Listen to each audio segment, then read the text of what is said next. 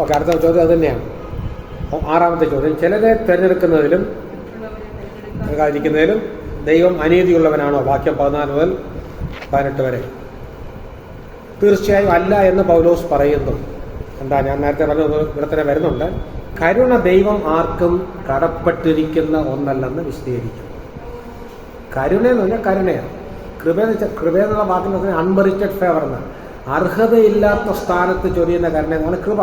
അതുകൊണ്ടാണ് ബൈബിള് എപ്പോഴും കൃപയാലാണ് രക്ഷ എന്ന് പറയുന്നത്.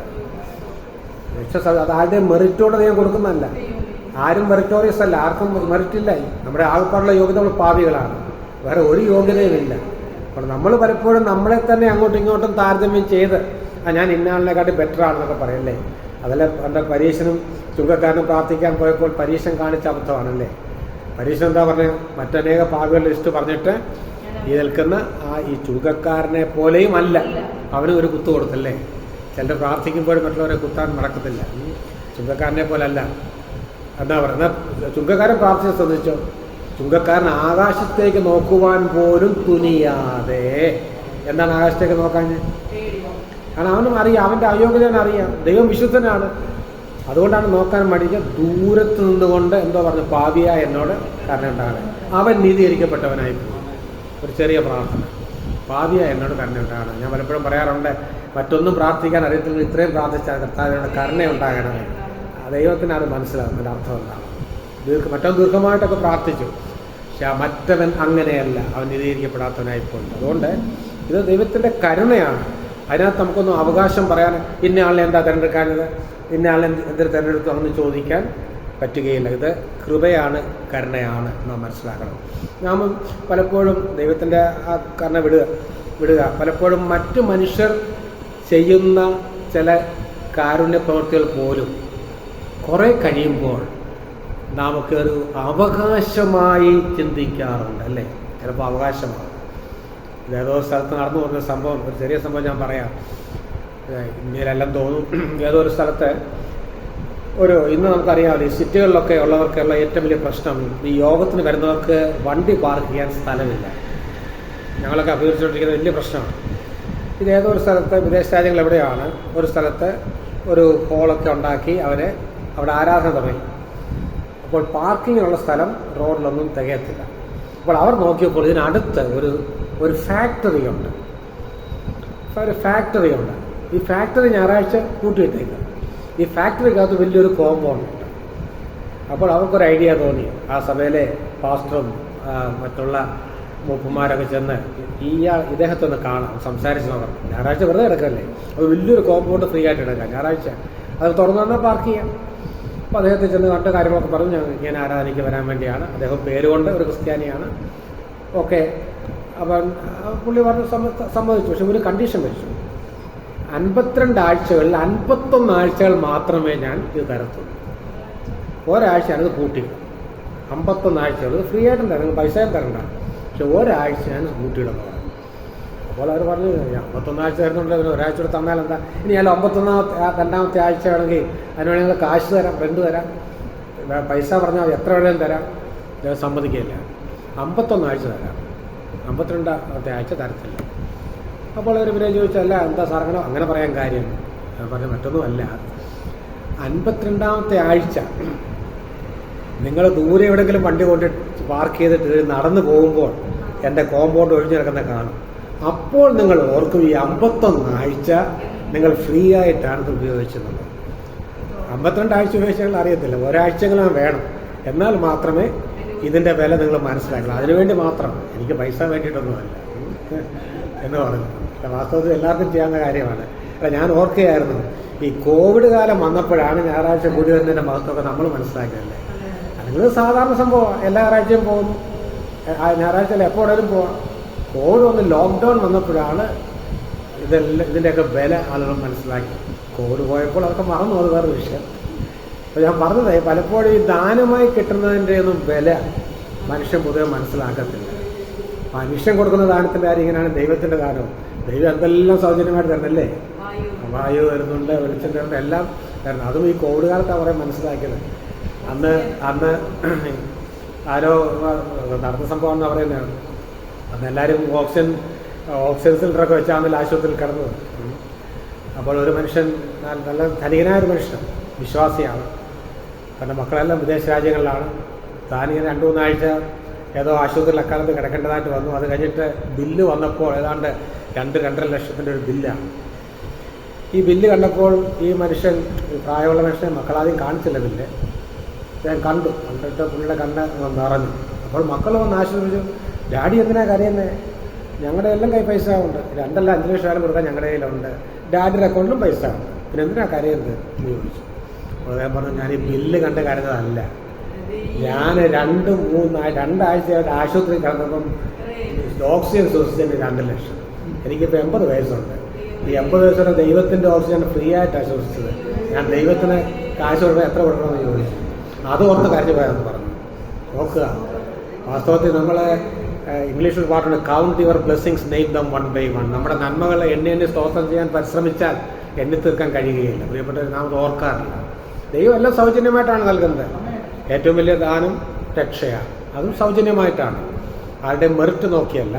ദൈവത്തിൻ്റെതായ കാരണങ്ങളുണ്ട്, ചിലരെ തിരഞ്ഞെടുക്കുന്നതിലും ചിലരെ നിരാകരിക്കുന്നതിലും. അത് കുറച്ചുകൂടെ പഠിച്ചു വരുമ്പോൾ അത് മനുഷ്യൻ്റെ ഉത്തരവാദിത്വത്തിൻ്റെ പ്രശ്നം കൂടാണെന്ന് നമുക്ക് മനസ്സിലാക്കാൻ കഴിയും. ഓക്കെ, നോട്ട്സിലേക്ക് വരാം. തീർച്ചയായും അല്ല എന്ന് പൗലോസ് പറയുന്നു. കരുണ ദൈവം ആർക്കും കടപ്പെട്ടിരിക്കുന്ന ഒന്നല്ലെന്ന് വിശദീകരിക്കുന്നു. ആർക്കും ക്ലെയിം ചെയ്യാൻ പറ്റത്തില്ല, എനിക്ക് ഇത് വേണം, മറ്റാൾ കൊടുത്തില്ല, എനിക്ക് വേണമെന്ന് പറയാൻ പറ്റുന്നത് കരുണയാണ്. ദൈവം ചെയ്യുന്ന എല്ലാത്തിലും നീതിമാനാണ്. ദൈവം നീതിമാനാണ്. അവൻ്റെ കരുണ, അവൻ്റെ പരമാധികാര ഇച്ഛ, പിന്നെയും വരികയാണ് ആ വാക്ക്, സോവറൻ വിൽ അടിസ്ഥാനമാക്കിയുള്ളതാണ്. ദൈവത്തിൻ്റെ പരമാധികാരത്തെ അടിസ്ഥാനപ്പെട്ടതാണ് കരുണ എന്ന് പറയുന്നത്. ദൈവം നീതിമാനാണ്. ശരി, എന്താണ് അതിൻ്റെ അർത്ഥം? ദൈവം നീതിമാനാണ്. നീതിമാനായ ദൈവം വാസ്തവത്തിൽ തൻ്റെ നീതി അനുസരിച്ച് പ്രവർത്തിച്ചാൽ എന്താണ് നമുക്ക് കിട്ടേണ്ടത് എന്ന് പറഞ്ഞു. ദൈവം നീതിമാനാണ്. ദൈവത്തിൻ്റെ നീതി അനുസരിച്ച് നമുക്ക് എന്താണ് അർഹതപ്പെട്ടത്? ശിക്ഷയാണ്. എന്ത് ശിക്ഷ? നരകശിക്ഷ. അതാണ് കിട്ടേണ്ടത്. ന്യായമായി നമുക്കെല്ലാം കിട്ടേണ്ടത് അതാണ്. നമുക്ക് ആർക്കും ഒരു അർഹതയുമില്ല. അപ്പോൾ ദൈവം തൻ്റെ കരുണയിലും കൃപയിലും കുറേ പേരെ തിരഞ്ഞെടുത്തു അല്ലെങ്കിൽ രക്ഷിച്ചു എന്ന് പറയുമ്പോൾ അവിടെ പിന്നെ നമുക്ക് ദൈവത്തെ ചോദ്യം ചെയ്യാൻ പറ്റുകയില്ല. ദൈവത്തിനോട് എല്ലാവരെയും നരകത്തിൽ വിടാമായിരുന്നു. അങ്ങനെ ദൈവം ചെയ്യുന്നില്ല. ദൈവം ഓപ്ഷൻ കൊടുത്തേക്കാം. ഇന്നും ആർക്കും വിശ്വസിക്കാം. എന്നിട്ടും ആരും വിശ്വസിക്കുന്നില്ല. മനഃപൂർവ്വം തിരസ്കരിക്കാൻ ഇസ്രായേൽ തിരസ്കരിച്ച പോലെ. അപ്പോൾ ദൈവത്തിനെ കുറ്റം പറയാൻ പറ്റുകയില്ല. അത് ദൈവത്തിൻ്റെ കരുണയിൽ ദൈവം ചെയ്യുന്നതാണ്. ഈ കരുണയും കൃപയും തമ്മിലുള്ള ഒരു താരതമ്യം ആരോ ഇങ്ങനെ നടത്തിയിട്ടുണ്ട്. കരുണ എന്ന് പറയുന്നത് നമുക്ക് അർഹതപ്പെട്ടത് നമുക്ക് തരാതിരിക്കുന്നതിനെയാണ് കരുണ എന്ന് പറയുന്നത്. എന്താണ് അർഹതപ്പെട്ടത്? നരകം. അത് തരാതിരിക്കുക, അതാണ് കരുണ. കൃപയെന്ന് പറയുന്നത് അർഹതയില്ലാത്തത് തരുന്നതിനെയാണ്. ദൈവം നരകം മാറ്റി തന്നാൽ തന്നെ അത് വലിയ കാര്യമാണ്. നരകം മാറ്റിത്തരിക മാത്രമല്ല, അർഹതയില്ലാത്ത നിത്യസ്വർഗവും തന്നു. അതാണ് കരുണയും കൃപയും കൂടെ ചേർന്നാണ് പ്രവർത്തിക്കുന്നത്. അപ്പോൾ അങ്ങനെ ദൈവം ചെയ്യുന്നതിനകത്ത് ദൈവം ഒരിക്കലും അനീതി കാണിച്ചു എന്ന് നമുക്ക് പറയാൻ പറ്റുകയില്ല. വാസ്തവത്തിൽ ദൈവത്തിൻ്റെ സ്നേഹമാണ് ഇതിൻ്റെ എല്ലാം പിന്നിൽ വ്യാപരിക്കുന്നത് എന്ന് മാത്രമേ നമുക്ക് പറയാൻ പറ്റുകയുള്ളൂ. അതുകൊണ്ടാണ് പൗലോസ് ഇതെല്ലാം പറഞ്ഞു വന്ന അവസാനം പൗലോസിന് തന്നെ ബുദ്ധിക്ക് അതീതമാണത്. അതുകൊണ്ടാണ് ദൈവത്തിൻ്റെ ധനം, ജ്ഞാനം എന്നിവയുടെ ആഴമേ എന്ന് പറഞ്ഞാൽ അത്ഭുതപ്പെടുകയാണ്. അത് നമുക്കും അതേ പറയാനുള്ളൂ, മറ്റൊന്നും പറയാനില്ല. 7ാമത്തെ ചോദ്യം, തെരഞ്ഞെടുപ്പിൽ ദൈവത്തിൻ്റെ നീതിയെ ചോദ്യം ചെയ്യുന്നവരോട്, ദൈവം നീതിമാനെന്ന് പറയുന്നവരോട് പൗലോസിൻ്റെ പ്രതികരണം എന്താണ്? വാക്യം 19 മുതൽ 21 വരെ. പൗലോസ് ദൈവത്തെ ഒരു കുശവനോടും ആളുകളെ കളിമണ്ണിനോടും താരതമ്യം ചെയ്യുന്നു. ദൈവം ആഗ്രഹിക്കുന്നത് പോലെ തൻ്റെ സൃഷ്ടിയെ ഭരിക്കാനുള്ള അവൻ്റെ അവകാശത്തെ നാം ചോദ്യം ചെയ്തതെന്നാണ് ഇതിനർത്ഥം പൗലോസ് പറയുന്നത്. ഒരു കുശവനെ കളിമണ്ണിൽ നിന്ന് ഏത് പാത്രവും ഏത് ഷേപ്പിലും ഉണ്ടാക്കാം. അത് കാണുമ്പോൾ നമ്മളാരും അതിനെ ചോദ്യം ചെയ്യുന്നില്ല, അല്ലേ? കുശവൻ്റെ കാര്യം ഇവിടെ നമ്മളൊക്കെ തന്നെ എന്തെല്ലാം കാര്യങ്ങൾ അല്ലാതെ തന്നെ ഉണ്ടാക്കുന്നുണ്ട്. നമ്മുടെ സ്വാതന്ത്ര്യമാണ്. അത്രയും സ്വാതന്ത്ര്യം മനുഷ്യനുണ്ടെങ്കിൽ ഈ പരമാധികാരിയായ ദൈവത്തിന് ചിലരെ തിരഞ്ഞെടുക്കുവാനും നിരസിക്കാനും അവകാശമില്ല എന്നാണ് പൗലോസ് ചോദിക്കുന്നത്. പൗലോസ് ഭരിക്കാൻ അവൻ്റെ അവകാശത്തെ നാം ചോദ്യം ചെയ്തതെന്നാണ് ഇതിനർത്ഥമെന്ന് പൗലോസ് പറയുന്നത്. ഓക്കെ, അത് 8ാമത്തെ ചോദ്യം, ദൈവം കോപപാത്രങ്ങളെ സഹിച്ചത് എന്തുകൊണ്ട്? ഇവിടെ കോപപാത്രങ്ങൾ എന്നുള്ളതിൻ്റെ വിശദീകരണം തന്നിട്ടുണ്ട്. ആരാണ് ഈ കോപപാത്രങ്ങൾ? ദൈവത്തെ എതിർക്കുന്നവരും ന്യായവിധിക്കായി ഒരുങ്ങിയിരിക്കുന്നവരും ആ വാക്യം ഒന്ന് വായിക്കും. 22 നാശയോഗ്യരായ കോപപാത്രങ്ങൾ എന്നൊരു വാക്യമുണ്ട്. ശക്തി വെളിപ്പെടുത്തുവാനും യഹൂദന്മാരിൽ മാത്രമല്ല ജാതികളിൽ നിന്ന് വിളിച്ച് തേജസ്സായി മുന്നൊരുക്കിയ കരുണാപാത്രങ്ങളായ നമ്മിൽ തന്റെ തേജസ്സിന്റെ ധനം വെളിപ്പെടുത്തുവാനും ഉദ്ദേശിച്ചിട്ട് നാശയോഗ്യമായ കോപപാത്രങ്ങളെ വളരെ ദീർഘക്ഷമയോടെ സഹിച്ചു കൊടുക്കും. കരുണാപാത്രങ്ങൾ, നാശയോഗ്യരായ കോപപാത്രങ്ങൾ, ഈ രണ്ട് പ്രയോഗങ്ങൾ അവിടെ വരുന്നുണ്ട്. കരുണാപാത്രങ്ങൾ പിന്നെ വിശദീകരിക്കുന്നുണ്ട്. നാശയോഗ്യരായ കോപപാത്രങ്ങൾ, അതിന് പക്ഷേ നമുക്ക് തോന്നും ദൈവം ചിലരെ അങ്ങനെ നാശയോഗ്യരായിട്ട് അങ്ങ് തീരുമാനിച്ച് വെച്ചിരിക്കുകയാണ്. അങ്ങനെയല്ല.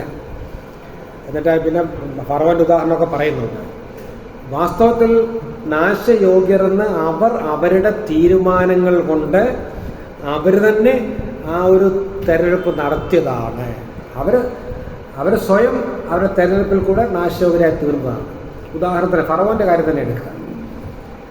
ഫറവോന്റെ ഹൃദയം കഠിനപ്പെടുമെന്ന് നേരത്തെ പറഞ്ഞു. പക്ഷെ പുറപ്പാട് പുസ്തകം 8 വേണേൽ കുറിക്കുക. പുറപ്പാട് 8 15, 19, 32 അവിടെ ആവർത്തിച്ചാണ് വായിക്കുന്നു. ഫറവോൻ തന്റെ ഹൃദയം കഠിനമാക്കി. ഫറവോൻ പുറപ്പാട് 8 15, 19, 32 ഫറവോൻ തന്റെ ഹൃദയം കഠിനമാക്കിയെന്ന് പല പ്രാവശ്യം പറയുന്നുണ്ട്. എന്നാൽ മറ്റു ചില ഭാഗത്ത് പറയുന്നത് ദൈവം ഫറവോന്റെ ഹൃദയത്തെ കഠിനമാക്കി. രണ്ടും ഒന്ന് തന്നെയാണ്. ഇനി എങ്ങനെയാണ് കഠിനമാക്കിയത്? ഇനി അതിന്റെ സംഭവം നോക്കാം. എങ്ങനെയാണ് ഫറവോൻ കഠിനമാക്കിയത്? ഫറവോൻ കഠിനമാക്കിയെന്ന് ആദ്യം പറയുന്നുണ്ട്. ഓരോ അടയാളം ദൈവം ചെയ്യുമ്പോഴും ഫറവോൻ എന്താണ് മോശയോട് പറയുന്നത്? യോ, എനിക്ക് തെറ്റുപറ്റിപ്പോയി, ക്ഷമിക്കണം, ഞാൻ ഇസ്രായേൽ മക്കളെ വിടുമോ? ഇല്ല. അപ്പോൾ പിന്നെ അടുത്ത ശിക്ഷ കൊടുക്കേണ്ടതായിട്ട് വരും. അന്നേരം ഒരു മാനസാന്തരം, അല്ലേ, പുറമെ ഒരു മാനസാന്തരം കാണിക്കും.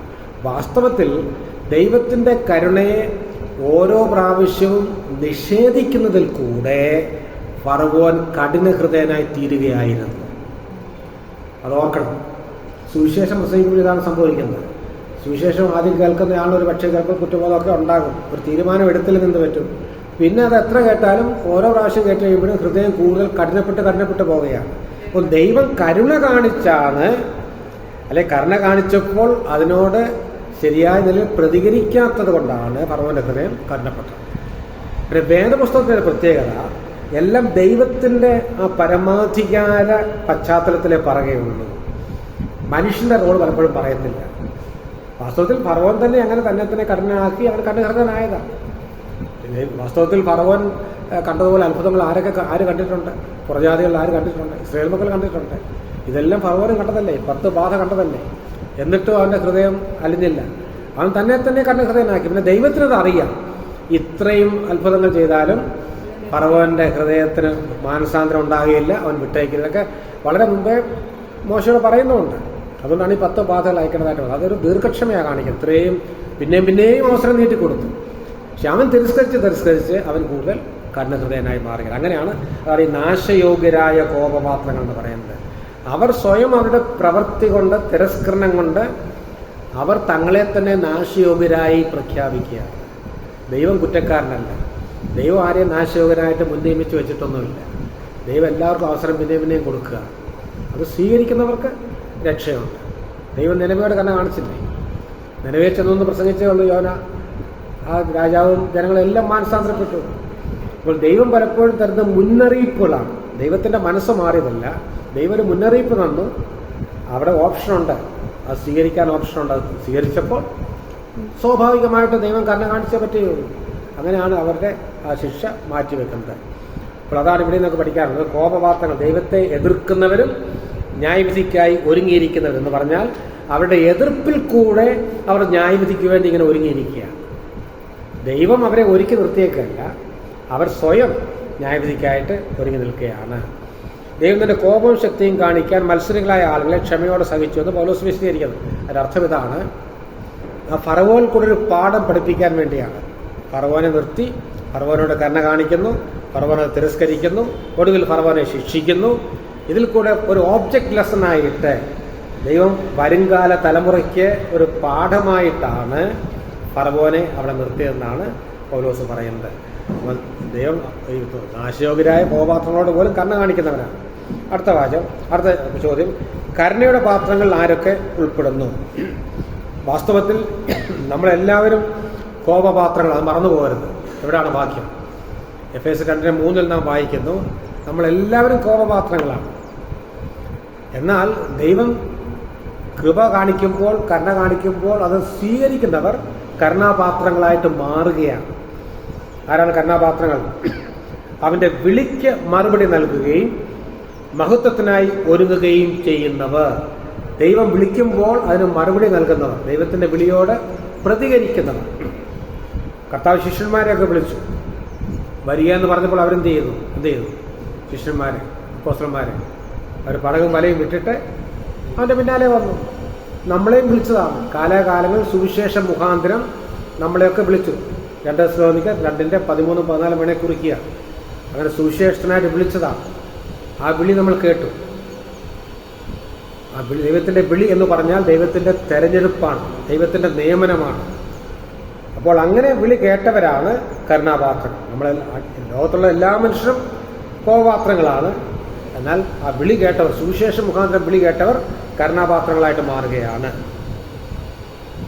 ഞാൻ അതൊന്നുകൂടെ വായിക്കാം. കരുണയുടെ പാത്രങ്ങളിൽ ആരൊക്കെ ഉൾപ്പെടുന്നു? വാക്യം 23. കരുണയുടെ പാത്രങ്ങൾ അവൻ്റെ വിളിക്ക് മറുപടി നൽകുകയും മഹത്വത്തിനായി ഒരുങ്ങുകയും ചെയ്യുന്നവർ. അതാണ് കരുണയുടെ പാത്രങ്ങൾ എന്നതിൻ്റെ നിർവചനം. ദൈവത്തിൻ്റെ വിളിയോട് പ്രതികരിക്കുന്ന യഹൂദന്മാരും വിജാതീയരും, മറ്റു ജാതിയിലുള്ളവർ. അവിടെ എഴുതിയിട്ടുള്ള ജാതികളിൽ നിന്ന് വിളിച്ച് തേജസ്സിനായി മുന്നൊരുക്കിയ കരുണാപാത്രങ്ങളായ നമ്മിൽ 9:23 പ്രയോഗം ശ്രദ്ധിക്കുക. ദൈവത്തിൻ്റെ രക്ഷാ ഉദ്ദേശ്യത്തിൽ വിജാതീയരെ ഉൾപ്പെടുത്തിയിട്ടുണ്ടെന്ന് ഇത് കാണിക്കുന്നു. അത് യഹൂദനെ സംബന്ധിച്ച് മനസ്സിലാക്കാൻ ബുദ്ധിമുട്ടായിരുന്നു. എന്നാൽ പൗലോസ് വ്യക്തമായിട്ട് പറയുകയാണ്, ദൈവത്തിൻ്റെ രക്ഷാപ്രവൃത്തിയിൽ വിജാതീയരെയും ദൈവം കണ്ടിട്ടുണ്ട്, ഉൾപ്പെടുത്തിയിട്ടുണ്ട്. അത് ഭാവിയിലാണ് വെളിപ്പെടുത്തുന്നതെന്ന് മാത്രമേ ഉള്ളൂ. അപ്പം കരുണാപാത്രങ്ങളാണ്, കോപപാത്രങ്ങളാരാണ്, ഇതൊക്കെ ഞാൻ പിന്നെ അവസാനം ചോദ്യങ്ങളായിട്ട് തരും. ഓരോ വാചകത്തിൽ എഴുതണം. 10ാമത്തെ ചോദ്യം, റോമർ 9:25-29 വാക്യങ്ങളിൽ, 25 മുതൽ 29 വരെയുള്ള വാക്യങ്ങളിൽ അങ്ങനെ വേണം വായിക്കാൻ.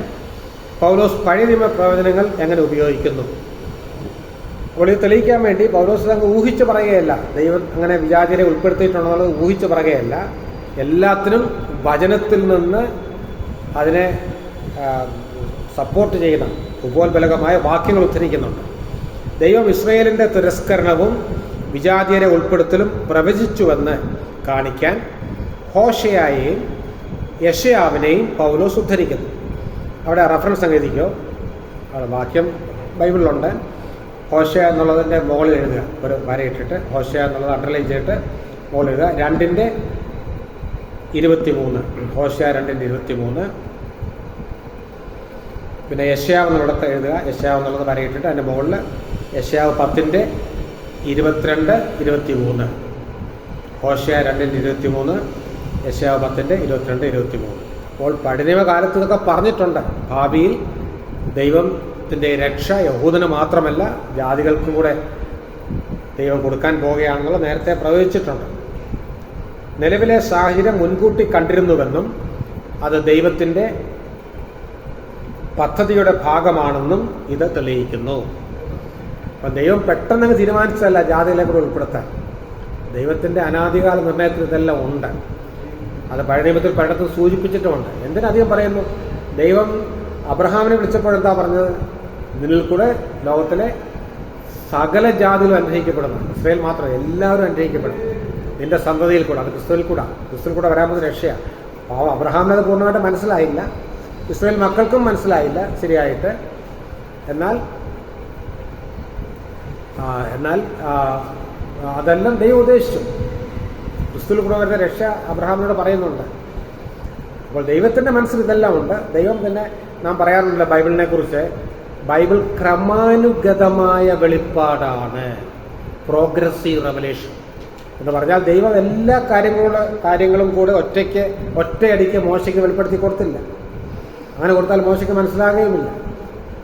ക്രമാനുഗതമായി ദൈവം പണ്ട് ഭാഗമായിട്ടും വിവിധമായിട്ടും പ്രവാചകന്മാർ മുഖാന്തരം പിതാക്കന്മാരോട് അരളി ചെയ്തിട്ട് അന്ത്യകാലത്ത് പുത്രൻ മുഖാന്തരം നമ്മോട് അരളി ചെയ്തിരിക്കുന്നു. ഇങ്ങനെ ആ ദൈവം വെളിപ്പെടുത്തുന്നത്.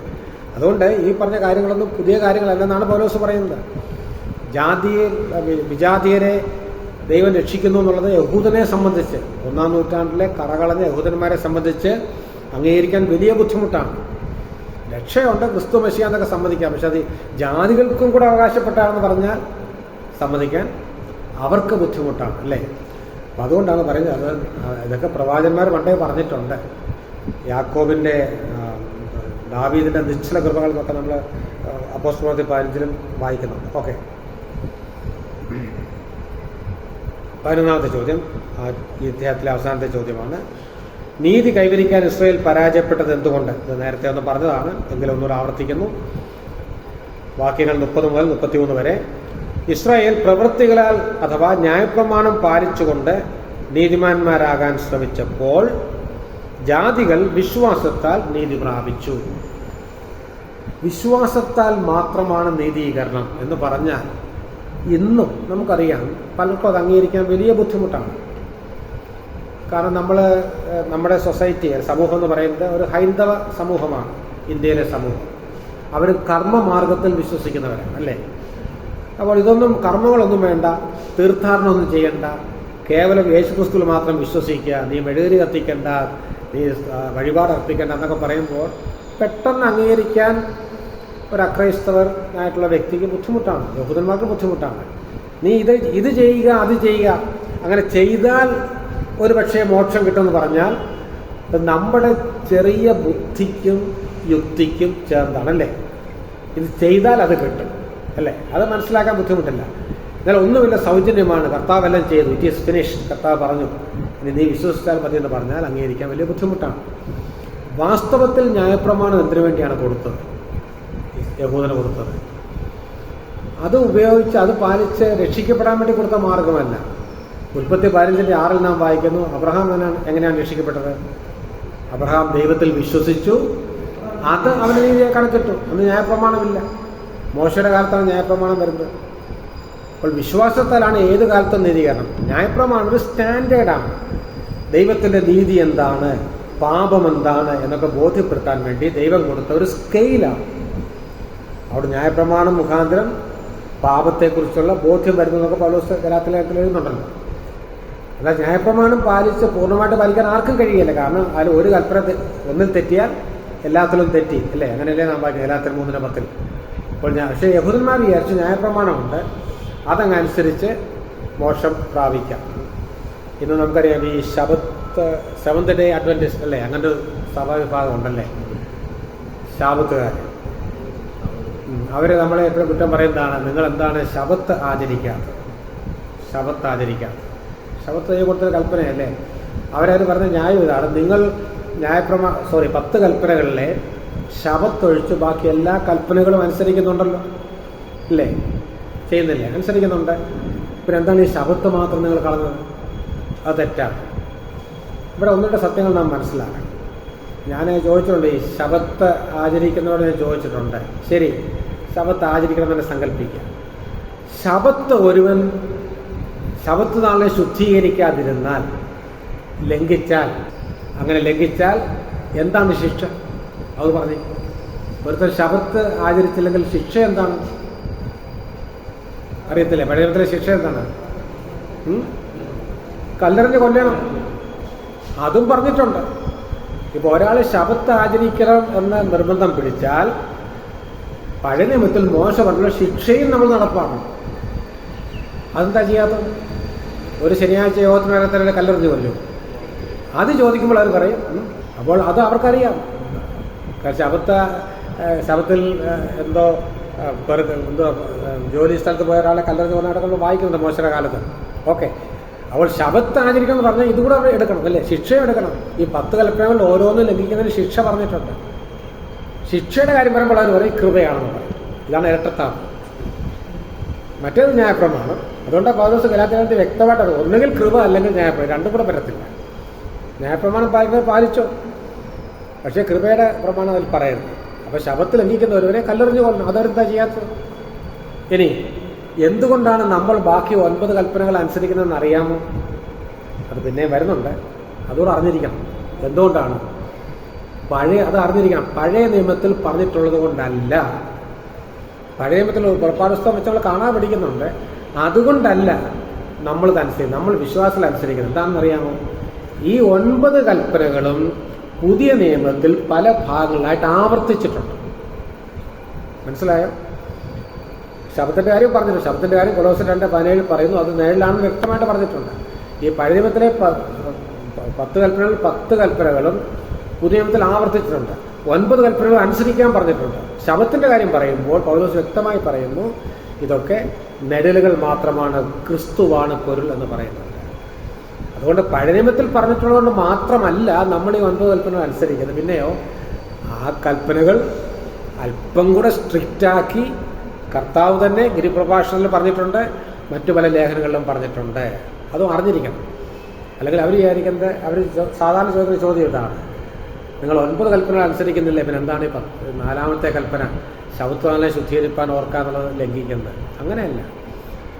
റോമർ 6:14 പൗലോസ് പറഞ്ഞു, നിങ്ങൾ കൃപയ്ക്ക് അധീനരാകിയാൽ ന്യായപ്രമാണത്തിന് കീഴിലുള്ളവരല്ല. നമ്മളാരും ന്യായപ്രമാണത്തിന് കീഴിലുള്ളവരല്ല. എന്നാൽ ന്യായപ്രമാണത്തിലെ കൽപ്പന, ചില കൽപ്പനകൾ നിത്യകൽപ്പനകളാണ്, നിത്യനിയമങ്ങളാണ്. അതൊക്കെ പുതിയ നിയമത്തിൽ ആവർത്തിച്ചിട്ടുണ്ട്. ഉദാഹരണത്തിന് അപ്പനെയും അമ്മയും ബഹുമാനിക്കുക, പഴയ നിയമത്തിലെ കൽപ്പനയാണ്. പുതിയ നിയമത്തിൽ പറഞ്ഞിട്ടുണ്ടോ അപ്പനെയും അമ്മയും ബഹുമാനിക്കണമെന്ന്? എവിടെയാണ് പറഞ്ഞിരിക്കുന്നത് അപ്പനെയും അമ്മയും ബഹുമാനിക്കണമെന്ന്? സൺഡേ സ്കൂൾ കുട്ടികളുടെ ചോദ്യം ചോദിക്കുന്നത്. എഫേസർ 6:1 അല്ലേ? അപ്പം ഇതുപോലെ ഓരോ കൽപ്പനയും ആവർത്തിച്ചിട്ടുണ്ട്. ദൈവത്തെ സ്നേഹിക്കണം എന്നുള്ളതും വിഗ്രഹങ്ങളെ സ്നേഹിക്കുന്നത് എല്ലാം ആവർത്തിച്ചിട്ടുണ്ട് പുതിയ നിയമത്തിൽ. നമ്മൾ ക്രിസ്തുവിൻ്റെ ന്യായപ്രമാണത്തിന് കീഴിലുള്ളവരല്ല, മോശയ്ക്ക് ന്യായപ്രമാണമല്ല. എന്നാൽ ശബത്തിൻ്റെ കാര്യം പറയുമ്പോൾ വ്യക്തമായിട്ട് പറയുന്നുണ്ട്, നിഴൽ മാത്രമായിരുന്നു. ഓക്കെ, ഞാൻ ഇടയ്ക്ക് കയറി പറഞ്ഞതാണ്. അപ്പോൾ ഇസ്രായേലിനെ പറ്റിയ കുഴപ്പം അതാണ്. ന്യായപ്രമാണം പാലിച്ചുകൊണ്ട് നീതിമാന്മാരാകാൻ ശ്രമിച്ചപ്പോൾ ജാതികൾ വിശ്വാസത്താൽ നീതി പ്രാപിച്ചു. ഇസ്രായേൽ വിശ്വസിക്കാൻ വിസമ്മതിച്ചതിനാൽ ക്രിസ്തു അവർക്ക് ഒരു ഇടർച്ചക്കല്ലായി മാറി. ഇടർച്ചക്കല്ലെന്നുള്ള വാക്ക് പിന്നെയും വരുന്നു. ക്രിസ്തു എങ്ങനെയാണ് ഇടർച്ചക്കല്ലായി മാറിയത്? ക്രിസ്തു സ്വാഭാവികമായിട്ട് ഇടർച്ചക്കല്ലല്ല, അവർ ക്രിസ്തുവിനെ ഇടർച്ചക്കല്ലാക്കി മാറ്റി. എങ്ങനെ? ക്രിസ്തുവിനെ തിരസ്കരിച്ചത് കൊണ്ട്. ഇവിടെയെല്ലാം മനുഷ്യൻ്റെ ഉത്തരവാദിത്തമാണ് വരുന്നത്, അത് നാം മറന്നു പോകരുത്. ഓക്കെ, അടുത്ത അധ്യായത്തിലെ ചിലതും കൂടെ 2-3 ചോദ്യങ്ങൾ നോക്കിയിട്ട് സമയമുണ്ട്. നിങ്ങളിരിക്കുന്ന നേരത്തോളം ഞാനും ഇരിക്കാം, എനിക്ക് കുഴപ്പമൊന്നുമില്ല. ഞാൻ 6 മണിക്കപ്പുറം പോകത്തില്ല, പേടിക്കണ്ട. ഓക്കെ, റോമർ 10 വരികയാണ്. 9 വിഷയം എന്താണ്? ദൈവം ഇസ്രായേലിനെ തിരഞ്ഞെടുത്ത കാര്യമാണ് 9 പറയുന്നത്. ആ ദൈവത്തിൻ്റെ പരമാധികാരത്തിലാണ് തിരഞ്ഞെടുത്തത്. ആരുടെയും യോഗ്യത നോക്കിയല്ല, വംശാവലി നോക്കിയല്ല, പ്രവൃത്തികൾ നിമിത്തമല്ല. ഇതെല്ലാം നാം കണ്ടു കഴിഞ്ഞു. വളരെ ദീർഘമായ ഒരു അധ്യായമാണ് 9-ാം അധ്യായം. 10-ാം അധ്യായം അത്രയും ദീർഘമല്ല, എങ്കിലും ദീർഘമാണ്. ഓക്കെ, 10-ാം അധ്യായത്തിന് 1-ാം വാക്യം ഒന്ന് വായിക്കാം. സഹോദരന്മാരെ, അവർ രക്ഷിക്കപ്പെടണമെന്ന് തന്നെ എൻ്റെ ഹൃദയവാഞ്ഛയും അവർക്ക് വേണ്ടി ദൈവത്തോടുള്ള യാചനയുമാകുന്നു. ഓക്കെ, 9-ാം അധ്യായം തുടങ്ങിയ പോലെ തന്നെയാണ് ഇവിടെ തുടങ്ങുന്നത്. പൗലോസിൻ്റെ ഹൃദയഭാരം തീരുന്നില്ല, അവർ രക്ഷിക്കപ്പെടണം. ഇതന്നെ ആകട്ടെ നമ്മുടെ ഈ മോട്ടോ. ഒരു വ്യക്തിയെ കാണുമ്പോൾ അവൻ രക്ഷിക്കപ്പെടണം. ബാക്കി എന്തെല്ലാം ഉണ്ടെങ്കിലും പ്രയോജനമൊന്നുമില്ല, അല്ലേ? ഇന്ന് നമ്മൾ ചാരിറ്റിക്കൊക്കെ വളരെ പ്രാധാന്യം കൽപ്പിക്കുന്നവരാണ്. നല്ലതാണ്, ജീവകാരുണ്യ പ്രവർത്തനങ്ങളൊക്കെ നമ്മളും ചെയ്യുന്നു, നല്ല കാര്യം. പക്ഷെ എന്തെല്ലാം ജീവകാരുണ്യ പ്രവർത്തനം ചെയ്ത് ഒരുവൻ്റെ ശാരീരികവും സാമ്പത്തികവുമായ പ്രശ്നങ്ങൾ തീർത്താലും അവൻ്റെ ആത്മാവിനെ നഷ്ടപ്പെടുത്തിയാൽ ഒരു പ്രയോജനമില്ല. അതുകൊണ്ട് അതാണ് ഏറ്റവും പ്രധാനം, രക്ഷിക്കപ്പെടണം. അതായിരിക്കണം നമ്മുടെയും എല്ലാ ആത്മീക ശുശ്രൂഷകളുടെയും ആത്യന്തിക ലക്ഷ്യം. മറ്റുള്ളവരെ സഹായിക്കണം, കരുണ കാണിക്കണം. അതിൽ കൂടെയൊക്കെ ആത്യന്തികമായിട്ട് സുവിശേഷം പറയാനൊരു മാർഗമായിട്ട് അതിനെല്ലാം ഉപയോഗിക്കണം. ഇത് പൗലോസിൻ്റെ ആഗ്രഹം, അവർ രക്ഷിക്കപ്പെടണം. അതാണ് എൻ്റെ ഏറ്റവും വലിയ ആഗ്രഹം. ഇസ്രായേലിന് ചോദ്യം ഇതാണ്, ഇസ്രായേലിന് വേണ്ടിയുള്ള പൗലോസിൻ്റെ ഹൃദയത്തിൻ്റെ ആഗ്രഹവും പ്രാർത്ഥനയും എന്തായിരുന്നു? അല്ലെങ്കിൽ സഹോദരന്മാർക്ക് ആർക്കെങ്കിലും ഒന്ന് വായിക്കാം. ഇത്രയും ഞാൻ വായിച്ചു. ആരെങ്കിലും ഒരാൾ ഓരോ വാചകമായിട്ട് നിർത്തി വായിക്കണം. ഓക്കെ. ഇസ്രായേലിന് വേണ്ടിയുള്ള പൗലോസിന്റെ ഹൃദയത്തിന്റെ ആഗ്രഹവും പ്രാർത്ഥനയും എന്തായിരുന്നു? റോമർ 10:1. ഇസ്രായേലിന് വേണ്ടിയുള്ള പൗലോസിന്റെ ഹൃദയത്തിന്റെ ആഗ്രഹവും പ്രാർത്ഥനയും അവർ രക്ഷിക്കപ്പെടണമെന്നായിരുന്നു. ഇസ്രായേൽ ക്രിസ്തുവിനെ തള്ളിക്കളയുകയും ക്രിസ്തു സഭയെ പീഡിപ്പിക്കുകയും ചെയ്തുവെങ്കിലും പൗലോസ് അവരുടെ രക്ഷയ്ക്കായി വാഞ്ചിച്ചു. ഇതെല്ലാം ഇവിടെയൊക്കെ നമ്മൾ പൗലോസിൻ്റെ സ്വഭാവ ശ്രേഷ്ഠതയും കൂടെ മനസ്സിലാക്കുകയാണ്, അല്ലേ? പൗലോസിനെ കുറിച്ചൊരു ക്യാരക്ടർ സ്റ്റഡി ചെയ്യാൻ ഇവിടെ എല്ലാം സാധ്യതയാണ്. നമുക്ക് ധാരാളം ഉദാഹരണങ്ങളുണ്ട്. പൗലോസിനെയും പീഡിപ്പിച്ചു, ക്രിസ്ത്യാനികളെ പീഡിപ്പിച്ചു. ഓർക്കണം, ഒരു കാലത്ത് പൗലോസും അറിവില്ലായ്മയിൽ ഇതൊക്കെയാണ് ചെയ്തത് അല്ലേ? രക്ഷിക്കപ്പെടുന്നതിന് മുമ്പ് പൗലോസും തന്നെയാണ് ചെയ്തത്. ക്രിസ്ത്യാനികളെ പീഡിപ്പിച്ചു, ക്രിസ്തുവിനെ പീഡിപ്പിച്ചു. അതാ ക്രിസ്തു പറഞ്ഞ് നീ എന്നെ ഉപദ്രവിക്കുന്നു. തിരിച്ചറിവ് വന്ന് രക്ഷിക്കപ്പെട്ട് കഴിഞ്ഞപ്പോൾ പൗലോസിൻ്റെ ആഗ്രഹം എന്താണ്? പൗലോസിനെ പറയുന്നത് അവർ എരിവുള്ളവരാണ് അല്ലേ, തീഷ്ണതയുള്ളവരാണ്. അറിവില്ല, പക്ഷെ തീഷ്ണതയാണ്. അത് വലിയ അപകടമാണ്. ഇന്ന് നമ്മൾ വാസ്തവത്തിൽ ഇന്ന് ലോകത്തെ മധ്യപൂർവ്വദേശത്തെ കണ്ടുകൊണ്ടിരിക്കുന്ന എല്ലാ പ്രശ്നത്തിനെയും കാരണമാണ് തീഷ്ണത ഭയങ്കരം, പക്ഷെ പരിജ്ഞാനമില്ല. തീവ്രവാദത്തിന് വേണ്ടി എന്ത് പണവും സമയവും ആരോഗ്യവും ജീവനവുമാണ് ആൾക്കാർ കളയുന്നല്ലേ തീവ്രവാദം. ആ തീവ്രവാദം ഒതുക്കാൻ വേണ്ടി ഇസ്രായേൽ പലതും ചെയ്യുന്നു. അപ്പോൾ അത് കുറ്റമായിട്ട് വരുന്നു. അപ്പോൾ അങ്ങനെ ഇത് തീഷ്ണതയുള്ള അനേകരുണ്ട്, പക്ഷെ പരിജ്ഞാനമില്ല. അവരെന്താണ് ചെയ്യുന്നത്, എന്താണ് ഇതിൻ്റെ ഫലം, അത് ചിന്തയില്ല. അതാണ് ഇസ്രായേലിനെ പറ്റിയൊരു കുഴപ്പം. അതാണ് തീഷ്ണതയോടെ പലതും ചെയ്തു. അങ്ങനെ എങ്കിലും പൗലോസ് പ്രാർത്ഥിക്കാൻ, അവർക്ക് വേണ്ടി പ്രാർത്ഥിക്കാൻ. വാസ്തവത്തിൽ നമ്മളും തന്നെയാണ് ചെയ്യേണ്ടത്. ഇന്ന് വടക്കേ ഇന്ത്യയിലൊക്കെ പീഡ വർദ്ധിച്ചു വരികയാണ്. അത് കേൾക്കുമ്പോൾ നമുക്കും വലിയ പ്രയാസമുണ്ട്. ചിലപ്പോഴെങ്കിലും അവരോടൊക്കെ ഒരു വിരോധം തോന്നാനും നമുക്ക് സാധ്യതയുണ്ടല്ലേ. ഭരണാധികാരികളോടും സഭയെ ഉപദ്രവിക്കുന്നവരോടും വിരോധം തോന്നാനും മാനുഷികമായി നമുക്കെല്ലാം സാധ്യതയുണ്ട്. എന്നാൽ പൗലോസിൻ്റെ മനോഭാവമാണ് നമുക്ക് ഉൾക്കൊള്ളുന്നത്. നമുക്ക് ചെയ്യാൻ കഴിയുന്നത് അവരുടെ മാനസാന്തരത്തിന് വേണ്ടി പ്രാർത്ഥിക്കാനുള്ളത്. അവരുടെ അറിവില്ലായ്മയിലാണ് ചെയ്യുന്നത്. കർത്താവ് ക്രൂശിൽ കിടന്നപ്പോൾ പ്രാർത്ഥിച്ചല്ലോ, പിതാവേ ഇവർ ചെയ്യുന്നത് ഇന്നതെന്ന് അറിയായക കൊണ്ട് അവരോട് ക്ഷമിക്കണമേ. ആ പ്രാർത്ഥനയാണ് നമുക്കും പ്രാർത്ഥിക്കാനുള്ളത്. അവർ നമ്മളെ ഉപദ്രവിക്കുന്നു, പക്ഷെ അറിവില്ലായ്മയിലാണ്. അതുകൊണ്ട് അവർക്ക് വേണ്ടി പ്രാർത്ഥിക്കുക. ദൈവം അവർക്ക് മാനസാന്തരം കൊടുക്കണം. അതാണ് പൗലോസിനെ പോലെ നമുക്കും ചെയ്യുവാനുള്ളത്. രണ്ടാമത്തെ ചോദ്യം,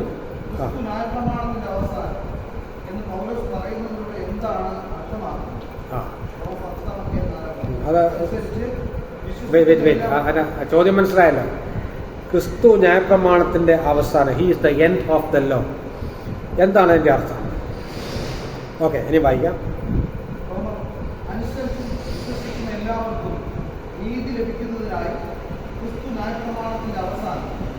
അഥവാ ബ്രാക്കറ്റിലുള്ളത് അഥവാ ലക്ഷ്യം, അതാണ് എൻ്റെ അർത്ഥം. ഇംഗ്ലീഷിൽ എൻഡ് എന്നുള്ള വാക്കിന് രണ്ടർത്ഥമുണ്ട്. ഗോൾ എന്നും അർത്ഥമുണ്ട്, അതുപോലെ അവസാനം രണ്ടർത്ഥവുമുണ്ട്.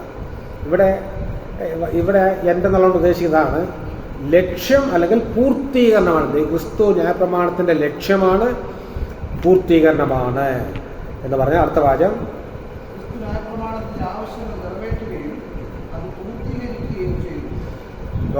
ഞാൻ നേരത്തെ റോമർ 14 ഉദ്ധരിച്ചു. അതുകൊണ്ടാണ് നമ്മളിന്ന് ന്യായപ്രമാണത്തിന് കീഴിലുള്ളവരില്ല എന്ന് പറയുന്നത്. പക്ഷേ ഇത് വായിക്കുമ്പോൾ മറ്റൊരു സംശയം വരും. മത്തായി 5:17 നിങ്ങളുടെ സൈഡിൽ കുറിച്ചാൽ മതി. മത്തായി 5:17 17ഉം 18ഉം വായിക്കുമ്പോൾ, പ്രത്യേകിച്ച് 17 വായിക്കുമ്പോൾ അത് പൗലോസിൻ്റെ വാചകവുമായിട്ട് വൈരുദ്ധ്യമില്ല എന്ന് സംശയം വരും. മത്തായി 5:17 കർത്താവ് എന്താണ് പറഞ്ഞത്? ഞാൻ ന്യായപ്രമാണത്തെ നീക്കുവാനല്ല നിവർത്തിപ്പാനത്രേ വന്നത്. എന്താണ് എൻ്റെ അർത്ഥം? ഞാൻ ന്യായപ്രമാണത്തെ നീക്കുവാനല്ല നിവർത്തിപ്പാനത്രേ വന്നത് എന്ന് പറഞ്ഞാൽ, ന്യായപ്രമാണം എന്ന് പറയുമ്പോൾ മുഴുവൻ പഴയ നിയമം ഉൾപ്പെടുത്തിയാണ് കർത്താവ് പറയുന്നത്. പഴയ നിയമത്തിൽ പറഞ്ഞ കാര്യങ്ങളൊക്കെ അത് പൂർത്തീകരിക്കാനാണ് ഞാൻ വന്നത് എന്നാണ് കർത്താവ് അവിടെ പറയുന്നത്. കർത്താവ് എങ്ങനെയാണത് പൂർത്തീകരിച്ചത്? പല നിലകളിലാണ് പൂർത്തീകരിച്ചത്. ഒന്നാമത്, സ്ഥലം ഉണ്ടെങ്കിൽ എഴുതിക്കൊള്ളു, ഒന്നാമത് തൻ്റെ പാപരഹിത ജീവിതത്തിൽ കൂടെ പൂർത്തീകരിച്ചു ന്യായപ്രമാണത്തെ. സിൻലെസ് ഒബീഡിയൻസ്, പാപരഹിത ജീവിതം അല്ലെ പാപരഹിത അനുസരണം. എങ്ങനെ ന്യായപ്രമാണത്തെ കർത്താവ് പൂർത്തീകരിച്ചു? തൻ്റെ പാപരഹിത ജീവിതത്തിൽ കൂടെ പൂർത്തീകരിച്ചു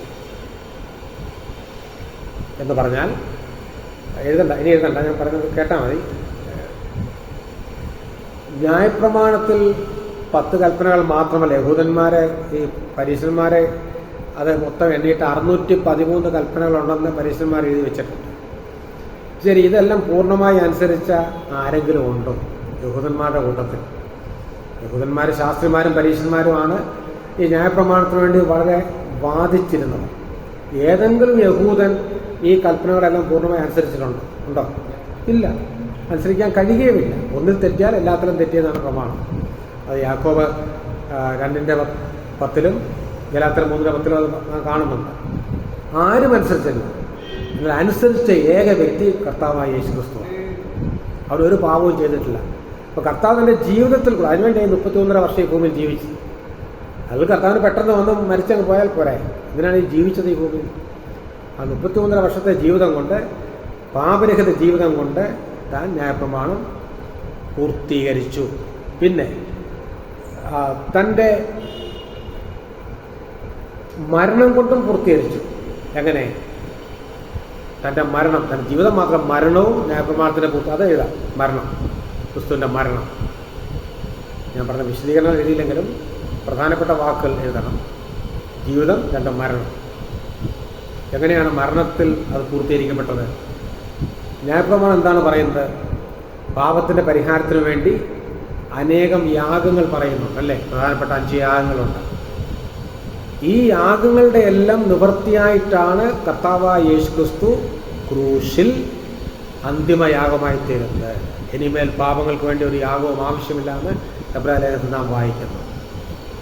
അപ്പോൾ അത് എങ്ങനെയാണെന്ന് മനസ്സിലാക്കണം. ജീവിതം കൊണ്ട് എങ്ങനെയാണ് പൂർത്തീകരിച്ചത്? ന്യായപ്രമാണത്തിലെ കൽപ്പനകളെല്ലാം കർത്താവ് അനുസരിച്ചു. കർത്താവ് ഒരു യഹൂദനായിട്ടാണ് ജനിച്ചത്, യഹൂദനായിട്ട് തന്നെ ജീവിച്ചു. അതുകൊണ്ടാണ് കർത്താവ് ശബത്തിലൊക്കെ പള്ളിയിൽ പോയതും പരിച്ഛേദനയേറ്റത്. അതെല്ലാം നിവർത്തിച്ചു. മനുഷ്യർക്കാർക്കും കഴിയത്തില്ല, എന്നാൽ ദൈവം മനുഷ്യനായിട്ട് വന്നെല്ലാം ചെയ്തു. അങ്ങനെ പൂർത്തീകരിച്ചു. 2, തൻ്റെ മരണം ഒരു യാഗമായിരുന്നു, അല്ലേ? പഴയത്തിലെ എല്ലാ യാഗങ്ങൾക്കും ഫുൾ സ്റ്റോപ്പ് വന്നു. ഇനിമേൽ പാപങ്ങൾക്ക് വേണ്ടി ഒരു യാഗവും ആവശ്യമില്ല. അതാണ് റോമർ 10 പല പ്രാവശ്യം പറയുന്നുണ്ട്. പഴയത്തിലെ പുരോഹിതന്മാരൊക്കെ പാപങ്ങളെ ഒരു നാളും പരിഹരിപ്പാൻ കഴിയാത്ത അതേ യാഗങ്ങളെ കൂടെ അർപ്പിച്ചുകൊണ്ട് നിൽക്കുന്നു. എന്നാൽ 14-ാം വാക്യത്തിൽ റോമർ 10:14 ഏകയാഗത്താൽ അത് വിശദീകരിക്കപ്പെടുന്നവർക്ക് സദാകാലത്തേക്കും സർവ്വപൂർത്തി വരുത്തിയിരിക്കുന്നത്. കർത്താവിൻ്റെ യാഗം കൊണ്ട് എല്ലാ യാഗങ്ങളും തോന്നി, ഇനിയൊരു യാഗവും ആവശ്യമില്ല. അങ്ങനെയും താൻ ന്യായപ്രമാണം നിവർത്തിച്ചു. മാത്രമല്ല, പഴയത്തിൽ അനേക പ്രവചനങ്ങളുണ്ട്. ആ പ്രവചനങ്ങളും അതുപോലെ പഴയത്തിൽ അനേകം നിഴലുകളുണ്ട്. നിഴലുകളും പ്രവചനങ്ങളും കർത്താവ് പൂർത്തീകരിച്ചു തൻ്റെ ജീവിതം കൊണ്ട്. അപ്പോൾ പാപരഹിത ജീവിതം മാത്രമല്ല, ഈ നിഴലുകൾ, പ്രവചനങ്ങൾ, ഇതെല്ലാം കർത്താവിൽ നിറവേറി. കർത്താവിൻ്റെ ജനനത്തിലും ജീവിതത്തിലും മരണത്തിലും ഉയർത്തെഴുന്നേൽപ്പിലും എല്ലാം അനേകം പ്രവചനങ്ങൾ നിറവേറപ്പെടുകയായി.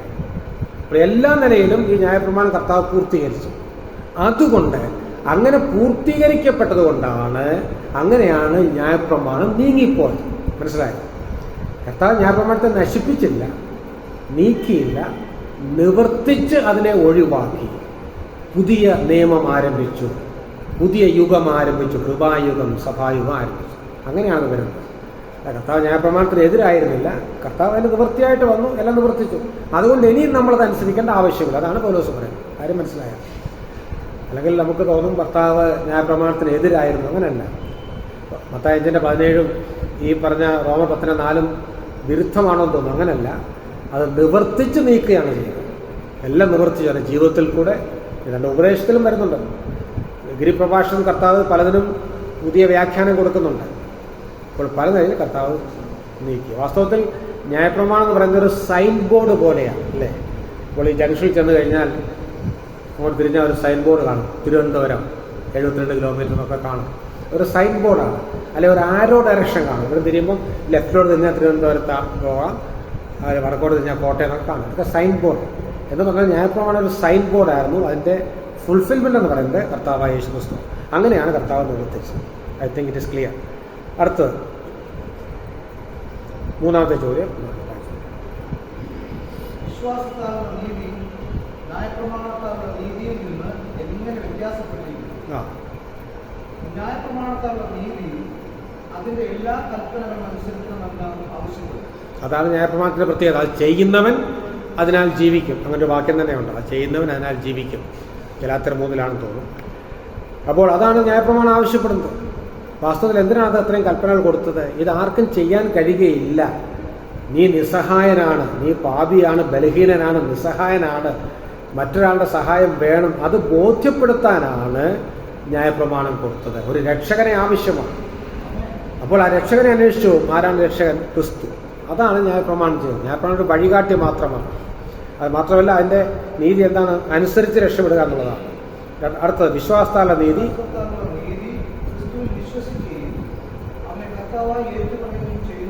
അങ്ങനെയാണ് വിശ്വാസത്താൽ നീതീകരിക്കപ്പെടുന്നത്. കർത്താവേശ്വർ വിശ്വസിച്ച് കർത്താവേശ്വരെ കർത്താവായിട്ട് ഏറ്റുപറയും ചെയ്യുന്നതാണ് അടുത്ത വാചകം, വിശ്വാസത്തിലൂടെയുള്ള രക്ഷ. അതാണ് ഇതിൻ്റെ പ്രത്യേകത. ന്യായപ്രമാണത്തിൽ കൂടെ രക്ഷപ്പെടാൻ ശ്രമിച്ചാൽ അത് പ്രവൃത്തിയിൽ കൂടെയാണ്, അത് അസാധ്യവുമാണ്. മാത്രമല്ല പഴയ നിയമത്തിൽ നാം വായിക്കുന്നത് ഞങ്ങളുടെ നീതിപ്രവൃത്തികളൊക്കെയും കറപുരണ്ട തുണി പോലെയാണ്. യെശയ്യാ 64:4. സൽപ്രവൃത്തി കൊണ്ടൊന്നും ആർക്കും രക്ഷപ്പെടാൻ പറ്റുകയില്ല. കാരണം എല്ലാ പ്രവൃത്തികളും പാപിയായ മനുഷ്യനാണ് ചെയ്യുന്നതല്ലേ. പാപിയായ മനുഷ്യൻ ചെയ്യുന്ന എല്ലാ പ്രവൃത്തികളും അശുദ്ധമാണ്. അതുകൊണ്ടാണ് ദൈവം തൻ്റെ കരുണയിൽ സൗജന്യവുമായി കൃപയാൽ മനുഷ്യനെ രക്ഷിക്കാൻ തീരുമാനിച്ചത്. അതാണ് ഈ രണ്ട് മാർഗങ്ങൾ തമ്മിലുള്ള വ്യത്യാസം. വാസ്തവത്തിൽ ഈ ഭൂമിയിലെ എല്ലാ മതങ്ങളും ക്രിസ്തുവിൻ്റെ മാർഗവും തമ്മിലുള്ള അടിസ്ഥാന വ്യത്യാസവും അത് തന്നെയാണ്. എല്ലാ മതങ്ങളും ഇംഗ്ലീഷിൽ പറഞ്ഞാൽ ഡു റിലിജിയൻസാണ്. ഇത് ചെയ്യുക, അത് ചെയ്യുക, ഇതാണ് എല്ലാ മതങ്ങളും പഠിപ്പിക്കുന്നത്. ബുദ്ധമതത്തിന് 8 പ്രമാണങ്ങളുണ്ട്. ഇസ്ലാം മതത്തിന് 5 പ്രമാണങ്ങളുണ്ട് പ്രധാനമായിട്ട്. ഹൈന്ദവ മാർഗത്തിന് അനേക പ്രമാണങ്ങളുണ്ട്. ഇത് ചെയ്യുക, ഇത് ചെയ്യുക. ശരി, ഇതെല്ലാം ചെയ്താലോ മോക്ഷം കിട്ടുമെന്ന് എന്തെങ്കിലും ഗ്യാരണ്ടി ഉണ്ടോ? അതുമില്ല. മോക്ഷം കിട്ടുമെന്നുള്ള ഗ്യാരണ്ടിയുമില്ല. അതാണ് ഈ മതങ്ങളുടെയൊക്കെ ഏറ്റവും വലിയ പ്രശ്നം. ഒരു ഉറപ്പുമില്ല മോക്ഷം കിട്ടും. എന്നാൽ ക്രിസ്തുവിന്റെ മാർഗമാണ്, മതമല്ല മാർഗം. അത് വിശ്വാസത്താൽ ഉള്ള നീതി ഗ്യാരണ്ടി ചെയ്തു 100%. അതാണ് വ്യത്യാസം. ക്രിസ്തു വിശ്വസിക്കുന്നവർ ഇപ്പോൾ നിത്യജീവനുണ്ട്. മറ്റു മതങ്ങൾക്ക് അതില്ല. മൈക്കില്ലാത്തവർ നന്നായി. ക്രിസ്തീയ മാർഗം അല്ലെ മതം കഴിഞ്ഞാൽ ഏറ്റവും വലിയ മതം ഏതാണ്? ഇസ്ലാം. ഇസ്ലാമിൻ്റെ സ്ഥാപകനാണ് മുഹമ്മദ് നബി. അദ്ദേഹത്തെയാണ് വലിയ ആളായിട്ട് ഇന്ന് മീഡിയയിലൊക്കെ കൊട്ടിഘോഷിക്കുന്നത് മുസ്ലിങ്ങൾ. ഓക്കെ. ഈ മുഹമ്മദ് നബി മരിക്കാൻ കിടക്കുന്ന സമയത്ത്, മരണക്കിടക്കയിൽ കിടക്കുമ്പോൾ തൻ്റെ ശിഷ്യന്മാരൊക്കെ അടുത്ത് വന്ന് കൂടി. അപ്പോൾ താൻ പറഞ്ഞു, ഞാൻ പോകുകയാണ് എന്ന് പറഞ്ഞു. ഞാൻ ഈ ലോകം വിട്ട് പോകുകയാണ്. അപ്പോൾ അവർ ചോദിച്ചു, നബി എന്ന് വെച്ചാൽ പ്രവാചകൻ, അത്രയുള്ള അർത്ഥം, താങ്കൾ എങ്ങോട്ടാണ് പോകുന്നത്?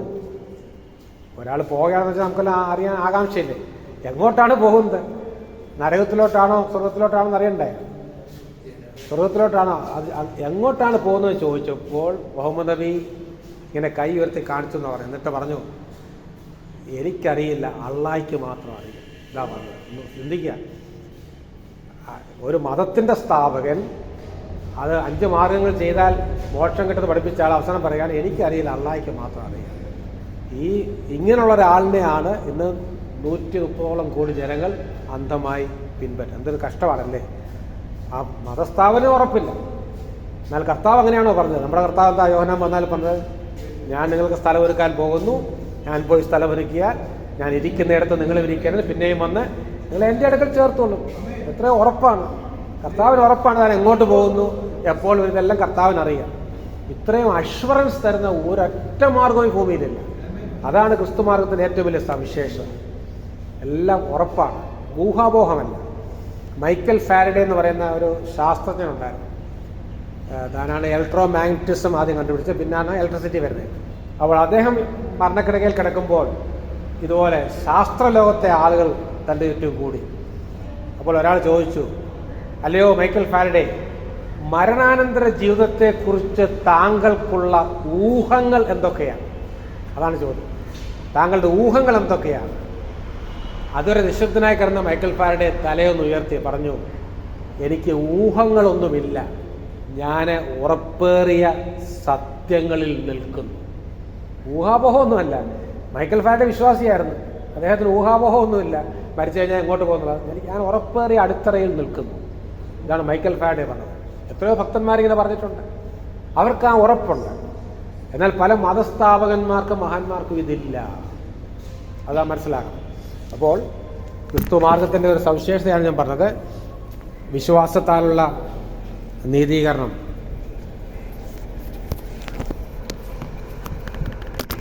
അതാണ് ന്യായപ്രമാണത്തിൻ്റെ നീതിയും വിശ്വാസത്താലുള്ള നീതീകരണവും തമ്മിലുള്ള വ്യത്യാസം. അടുത്ത ചോദ്യം, 5ാമത്തെ ചോദ്യം. രക്ഷിക്കപ്പെടുവാൻ ഒരു വ്യക്തി എന്ത് ചെയ്യണം? ഓക്കെ, അത് ഒന്ന് പറഞ്ഞ് എന്ത് ചെയ്യണം? വാക്യം കാണാൻ അറിയാമല്ലോ, ഒന്ന് പറഞ്ഞ്. റോമർ 10:9. റോമർ 10:9 അറിയണം. അത് യോഹന്നാൻ 3:16, റോമർ 10:9 ഒക്കെ എപ്പോഴും അറിയണം. യേശുവിനെ കർത്താവെന്ന് വായ് കൊണ്ട് ഏറ്റുപറയുകയും ദൈവനെ മരിച്ചവരുടെ ഇടയിൽ നിന്ന് ഉയർപ്പിച്ചെന്ന് ഹൃദയം കൊണ്ട് വിശ്വസിക്കുകയും ചെയ്താൽ നീ രക്ഷിക്കപ്പെടും. പിന്നെ 10-ാം വാക്യത്തിൽ പറയുന്നുണ്ട്, ഹൃദയം കൊണ്ട് നീതിക്കായി വിശ്വസിക്കുകയും വായ് കൊണ്ട് രക്ഷയ്ക്കായി ഏറ്റുപറയുകയും ചെയ്യുന്നു. അപ്പോൾ രണ്ട് കാര്യങ്ങളാണ് പറയുന്നുണ്ട്. പക്ഷെ വാസ്തവത്തിൽ രക്ഷ വിശ്വാസത്താൽ മാത്രമാണ്, ഹൃദയം കൊണ്ടുള്ള വിശ്വാസത്താലാണ്. അത് ഹൃദയം കൊണ്ട് വിശ്വസിച്ചവർ സ്വാഭാവികമായി എന്ത് ചെയ്യും? അത് വാ കൊണ്ട് ഏറ്റുപറയും. അതുകൊണ്ടാണ് പൗലോസ് രണ്ടും ചേർത്ത് പറഞ്ഞിരിക്കുന്നത്. ഏറ്റുപറയുമ്പോഴല്ല രക്ഷിക്കപ്പെടുന്നത്, വിശ്വസിക്കുമ്പോഴാണ്. തെറ്റിദ്ധരിക്കരുത്. എന്നാൽ ഹൃദയം കൊണ്ട് വിശ്വസിച്ച ഒരു വ്യക്തി അത് രഹസ്യമായി വെച്ചിരിക്കുകയില്ല, അവൻ സ്വാഭാവികമായിട്ട് അത് പരസ്യമായി സാക്ഷിക്കും. അപ്പോൾ വിശ്വാസം ആണ് രക്ഷയ്ക്കുള്ള ഏക മാർഗം. ഓക്കെ, അതിൻ്റെ ഉത്തരം എഴുതിയിട്ടുണ്ട്. ഹൃദയം കൊണ്ട് യേശുവിൽ വിശ്വസിക്കാം. ആ വാക്കൊന്ന് വിശദീകരിക്കേണ്ടത് ആവശ്യം. എന്താണ് ഈ ഹൃദയം എന്നുള്ള വാക്കിൻ്റെ അർത്ഥം? നമ്മളൊക്കെ സാധാരണ ഉപയോഗിക്കുന്ന വാക്കാണ്. നമ്മുടെ സാക്ഷ്യം പറയുമ്പോൾ എന്താണ് പറയുന്നത്?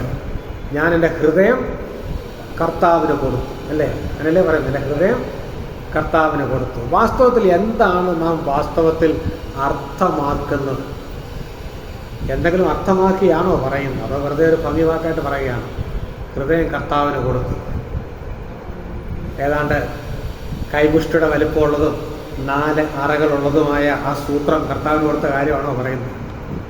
ഹൃദയം എന്ന് പറഞ്ഞാൽ ഒരു ശരീരത്തിലെ ഒരു അവയവമാണല്ലേ, അതാണോ ഉദ്ദേശിക്കുന്നത്? അതല്ല. ഹൃദയം എന്നുള്ളതിന് പല അർത്ഥങ്ങൾ ബൈബിളിലുണ്ട്, അത് നാം മനസ്സിലാക്കണം. ഹൃദയം എന്നുള്ളതിന് പല അർത്ഥങ്ങളുണ്ട്. നമ്മുടെ ശാരീരിക അവയവം ഹൃദയമാണ്. എന്നാൽ റോമർ 10:9 ഹൃദയം എന്ന് പറയുന്നത് നമ്മുടെ മുഴുവൻ ആളത്വത്തെയും ഉദ്ദേശിച്ചാണ്. ദ ഹോൾ പേഴ്സണാലിറ്റി, നമ്മുടെ ചിന്ത, നമ്മുടെ വികാരങ്ങൾ, ഇച്ഛാശക്തി, ഇത് സമ്പൂർണ്ണമായിട്ട് ഞാൻ എന്നെ തന്നെ കർത്താവിന് കൊടുത്തു എന്നർത്ഥം. വാസ്തവത്തിൽ നമ്മൾ അതാണ് ഉദ്ദേശിക്കേണ്ടത് സാക്ഷ്യം പറയുമ്പോൾ. ഹൃദയം കൊണ്ട് യേശുവിൽ വിശ്വസിക്കുക എന്ന് പറഞ്ഞാൽ, അല്പം വിസ്തരിച്ച് പറഞ്ഞാൽ, യഥാർത്ഥ വിശ്വാസത്തിൽ 2-3 കാര്യങ്ങളുണ്ട്. അതങ്ങനെ ബൈബിളിൽ തെളിച്ച് പറഞ്ഞിട്ടില്ല, പല വാക്യങ്ങളുടെ അടിസ്ഥാനത്തിൽ മനസ്സിലാക്കാൻ കഴിയുന്നതാണ്. വേണമെങ്കിൽ കുറിച്ചുള്ള സ്ഥലമുണ്ടല്ലോ. അതിനകത്ത് അറിവുണ്ട്, അംഗീകാരമുണ്ട്, ആശ്രയമുണ്ട്. അറിവ് ഓർത്തിരിക്കാൻ എളുപ്പമാണ്. അറിവ്, അംഗീകാരം, ആശ്രയം, ഇത് 3 കൂടെ ചേരുന്നതാണ് യഥാർത്ഥ വിശ്വാസം എന്ന് പറയുന്നത്. അത് അല്പമായിട്ട് വിശദീകരിക്കാം. ഹൃദയം കൊണ്ട് വിശ്വസിക്കാന്ന് പറയുമ്പോൾ അതാണ് അർത്ഥമാക്കുന്നത് പൗലോസ്. അറിയണം. വാസ്തവത്തിൽ ക്രിസ്തീയ വിശ്വാസം അന്ധവിശ്വാസം അല്ല. ക്രിസ്തീയ വിശ്വാസം അന്ധവിശ്വാസമല്ല, അല്ലേ? എന്താണ് അന്ധവിശ്വാസം? നമുക്കറിയാമല്ലോ, ചിലപ്പോഴൊക്കെ ആളുകൾ പറയത്തില്ലേ, ഇപ്പോഴുണ്ടോ എന്ന് എനിക്കറിയത്തില്ല, ഞങ്ങളുടെയൊക്കെ കൊച്ചുനാളിൽ ഈ സ്കൂളിലൊക്കെ പോകുമ്പോൾ അന്ന് നടന്നാണല്ലോ പോകുന്നത്. അപ്പോൾ ചില കുട്ടികൾ പറയും, ഈ നടന്നു പോകുമ്പോൾ ഒരു പൂച്ച കുറുകെ ചാടിയാൽ ആ യാത്ര ശുഭമാകുകയില്ല. കേട്ടിട്ടുണ്ടോ? ഇവിടെയുണ്ട്. ഞാൻ പലയിടത്തും പറഞ്ഞ പോലെ പല കേരളത്തിന് പുറത്തുമുണ്ട്. പൂച്ച കുറുകെ ചാടിയാൽ ആ യാത്ര ശുഭമാകുക, അന്ധവിശ്വാസം.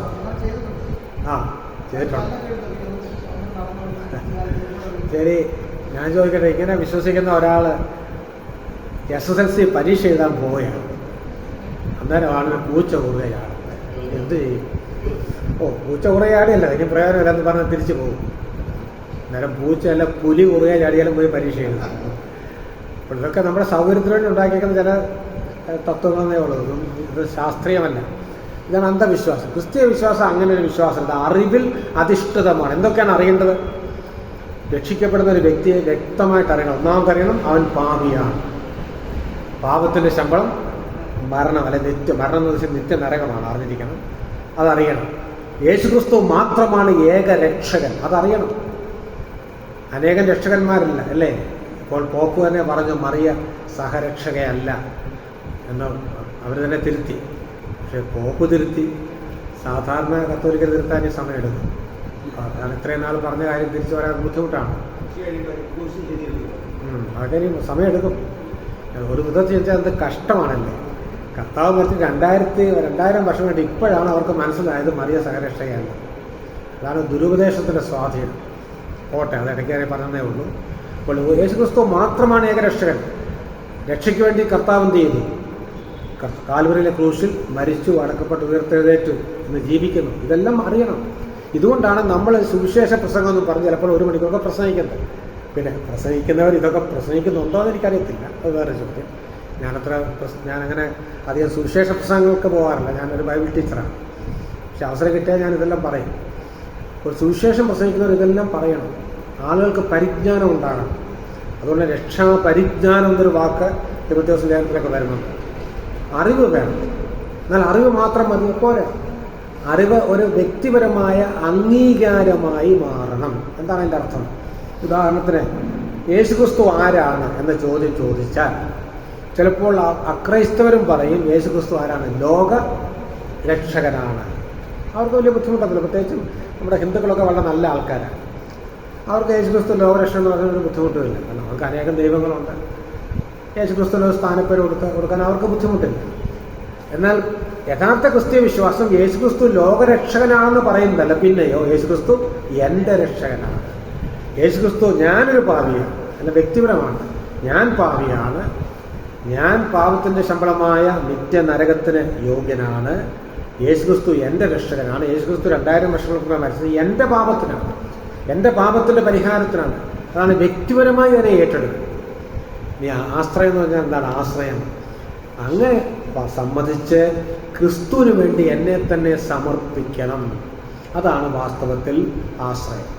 ഒരുപക്ഷെ നാം രക്ഷിക്കപ്പെടുന്ന സമയത്ത് ഇത്രയൊന്നും നമ്മൾ മനസ്സിലാക്കി അല്ലായിരിക്കാം ഞാൻ യേശുക്രിസ്തുവിനെ രക്ഷിതാവും കർത്താവുമായി സ്വീകരിക്കുന്നു എന്ന് പറഞ്ഞത്. പക്ഷേ രക്ഷിക്കപ്പെട്ടവരെങ്കിലും ഈ സത്യങ്ങൾ മനസ്സിലാക്കണം. ഇവിടെ ശ്രദ്ധിക്കണം, യേശുവിനെ കർത്താവെന്ന് വായ്കൊണ്ട് ഏറ്റുപറയണം. കർത്താവ് എന്നുള്ള വാക്കിൻ്റെ അർത്ഥം അറിയാം. പലപ്പോഴും പ്രാർത്ഥനയിലൊക്കെ വാക്കുകൾ കിട്ടാറുമ്പോൾ കർത്താവെ എന്നൊക്കെ നമ്മൾ വിളിക്കാറുണ്ടല്ലേ. അതാണ് ഒരർത്ഥം. കർത്തൃത്വം ചെയ്യുന്നതിൻ്റെ രാജാവ്, ഭരണാധികാരി, അത്രയുമേ ഉള്ള അർത്ഥം. പൗലോസ്, ഞാൻ പറഞ്ഞില്ല, പൗലോസ് ഒരു യഹൂദനാണ്. ഒരു യഹൂദൻ കർത്താവ് അല്ലെ അഡോണായി എന്ന് വിളിക്കുന്നത് ആരെയാണ്? ദൈവത്തിൻ്റെ പേരാണ്, മറന്നുപോകുന്നത്. പഴയ നിയമത്തിൽ ദൈവത്തിൻ്റെ പേരാണ് അഡോണായി, മറ്റേ പേരാണ് യാഹ്വേ. ഇത് രണ്ടും ദൈവത്തിൻ്റെ പേരാണ്. വാസ്തവത്തിൽ പൗലോസ് എഴുതിയപ്പോൾ ഈ 2 ആശയങ്ങളും ഉൾപ്പെട്ടിട്ടുണ്ട്. ശ്രദ്ധിക്കണം, ചെറിയ വാചകം, യേശുവിനെ കർത്താവ്. ഒരു സുവിശേഷം അർത്ഥം. യേശു എന്ന് പറഞ്ഞ അർത്ഥം എന്താണ്? യേശു എന്നുള്ള പേരിൻ്റെ അർത്ഥം രക്ഷിതാവ്. അപ്പോൾ യേശുവിനെ രക്ഷിതാവായിട്ട് അംഗീകരിക്കണം. കർത്താവ് എന്ന് പറയുമ്പോൾ തൻ്റെ യജമാനൻ, കർത്താവ് തീർന്നില്ല, ദൈവമായിട്ട് അംഗീകരിക്കണം. നമ്മൾ സുവിശേഷം പറയുമ്പോൾ ഇതൊക്കെ തെളിച്ച് പറയണം. കേവലം ഒരു രക്ഷകനായിട്ട് മാത്രം പോരാ, ദൈവമായിട്ട് അംഗീകരിക്കണം. തെളിവുണ്ടോ? ആ റോമർ 10 ബൈബിൾ നിർത്തി അതിൻ്റെ അത് 10:13 വായിച്ചേ. എന്നുണ്ടല്ലോ. അത് പഴയ നിയമത്തിലെ ഒരു ഉദ്ധരണിയാണ്. പഴയ നിയമത്തിലെ ആ ഭാഗം ഒന്ന് എടുക്കാമോ? ഇത് മറക്കല്ലേ. യോബേൽ 2:21 നിർത്ത് മലയാളത്തിൽ കൃത്യമായിട്ട് കൊടുത്തിട്ടുണ്ട്. അവിടെ എന്താ എഴുതിയിരിക്കുന്നത്? കർത്താവെന്നാണോ? യോബേൽ 2:21 വായിച്ച്. റോമർ 10:9 കർത്താവ് എന്ന് പറഞ്ഞിട്ട് വിശദീകരണം പറയുമ്പോൾ യോബേൽ 2:23 പൗലോസ് ഉദ്ധരിക്കുന്നത്. അത് നമ്മുടെ തർജ്ജമയിൽ കർത്താവ് എന്നാണ്. പക്ഷെ പഴയ നിയമത്തിൽ എന്താണ് പറയുന്നത്?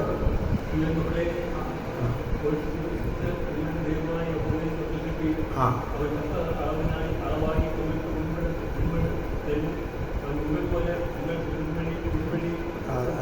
അവിടെ ഈ കർത്താവിൻ്റെ നാം വിളിച്ചപേക്ഷിക്കുന്നവർ രക്ഷിക്കപ്പെടുന്നത് 22 വാക്യാണോ?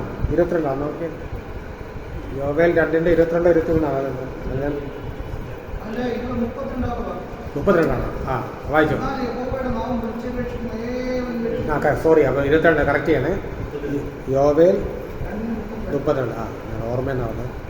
അപ്പോൾ റോമർ 10:13 എന്ന് പറയുന്നത് യോബേൽ 2:32 ഉദ്ധരണിയാണ്. അവിടെ എന്താണ് പറയുന്നത്? ശ്രദ്ധിച്ചോ. കർത്താവെന്നല്ല, യഹോവയുടെ നാമം വിളിച്ചപേക്ഷിക്കുന്ന ഏവനും രക്ഷിക്കപ്പെടും. യഹോവ എന്നുള്ള ദൈവത്തിൻ്റെ പേരാണ്. അത് നമ്മുടെ തർജ്ജമയിൽ കർത്താവായി. അതൊരു ചരിത്രമാണ്. ഈ ഇംഗ്ലീഷ് ബൈബിൾ ഉപയോഗിക്കുന്ന പ്രത്യേകം ശ്രദ്ധിക്കണം. ഇംഗ്ലീഷ് ബൈബിളിൽ LORD ഫുൾ ക്യാപിറ്റൽ ഉപയോഗിച്ചിട്ടുണ്ടെങ്കിൽ എബ്രായ ബൈബിളിൽ അത് യാഹ്വേയാണ്. എല്ല് മാത്രം ക്യാപിറ്റലാണെങ്കിൽ എബ്രായ ബൈബിൾ അത് അഡോണായി, അത് കർത്താവാണ്. പക്ഷേ LORDയുടെ അർത്ഥം എന്താണ്? അതിൻ്റെ മലയാളം തർജ്ജമ എന്താ? കർത്താവ്. അപ്പോൾ യഹോവ എന്ന് വന്നാലും കർത്താവ് എന്ന് വന്നാലും നമുക്ക് കർത്താവിന് അതുപോലെ തർജ്ജമ ചെയ്യാൻ പറ്റും. അതുകൊണ്ട് പുതിയ വീട്ടിൽ അങ്ങ് തർജ്ജമ ചെയ്തേക്കുന്നത്. അത് ഗ്രീക്ക് ഭാഷയിൽ എല്ലാം ലോഡാണ്. ഓക്കെ. എന്നാൽ പഴയ നമ്മൾക്കൊരു നേട്ടം, നമ്മുടെ പഴയ നിയമം എബ്രായ ഭാഷ എന്നുള്ള തർജ്ജമയാണ്. എങ്ങനെ അറിയാം? 21-ാം സംഘത്തിന് 1-ാം വാക്യം എങ്ങനെയാണ് നമ്മുടെ തർജ്ജമയിൽ മലയാളത്തിൽ? യഹോവ. ശ്രദ്ധിക്കണം, ഇംഗ്ലീഷിൽ എങ്ങനെയാണ്? The Lord is my Shepherd. യഹോവ എന്നല്ല അവിടെ, പക്ഷെ ഫുൾ ക്യാപിറ്റൽ. അത് വായിക്കുന്ന എത്ര പേർക്ക് അറിയാതെ യഹോവയാണെന്നുള്ളത്? യഹോവ എന്നല്ല കറക്റ്റ്. തമിഴിലും പ്രശ്നമുണ്ട്.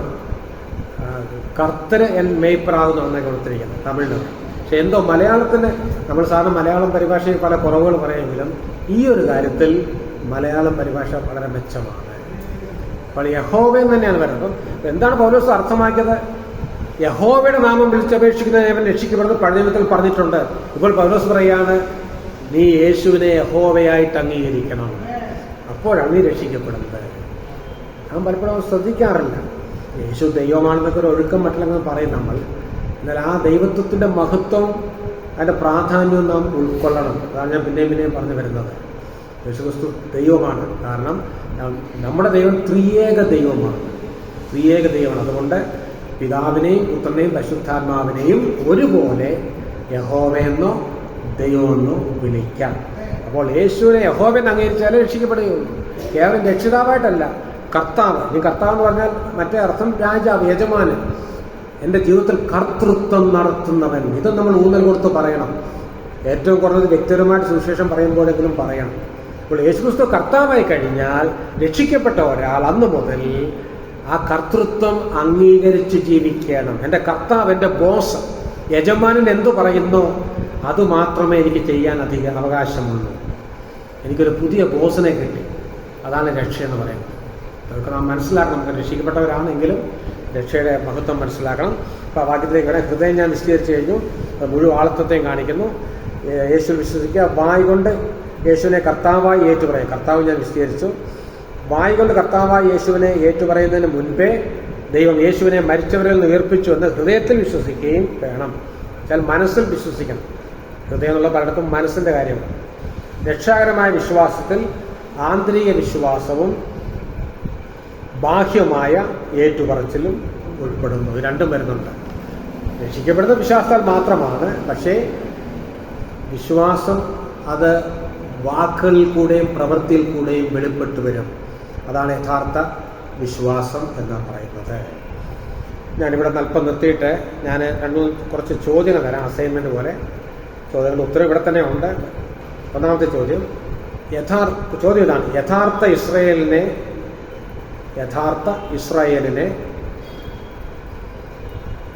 നിർവചിക്കുന്നത് എന്താണ്? യഥാർത്ഥ ഇസ്രായേലിനെ നിർവചിക്കുന്നത് എന്താണ്? അതിൻ്റെ ഉത്തരം രണ്ടാമത്തെ പേജിലുണ്ട്. രണ്ടാമത്തെ പേജിൻ്റെ ഒന്നാമത്തെ പാരഗ്രാഫ്, അത് നോട്ട്സ് എടുക്കുക. അതിൻ്റെ ഉത്തരം ഒരു ബ്രാക്കറ്റിൽ നിങ്ങൾ ഇട്ടാൽ മതി, പിന്നെ എഴുതാം. ഉത്തരം കണ്ടോ? ഒന്നാമത്തെ പാരഗ്രാഫിൽ കണ്ടോ? രണ്ടാമത്തെ പേജ് അവിടെ ഈ വാചകം അതുപോലെ വരുന്നുണ്ട്.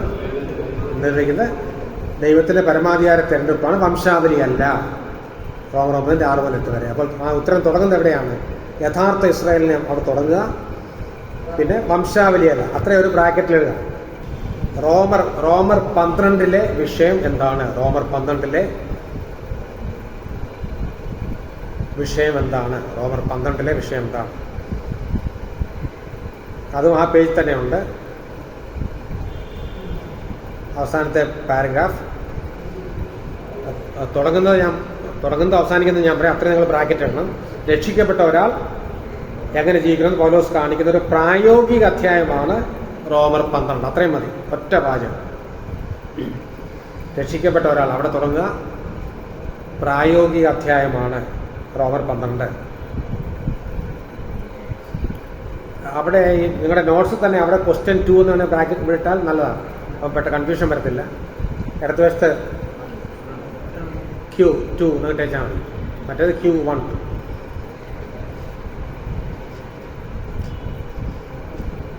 മൂന്നാമത്തെ ചോദ്യം, അതാ മൂന്നാമത്തെ പേജിലുണ്ട് ഉത്തരം. ക്രിസ്തുവിൽ നിന്ന് വേർപെട്ട്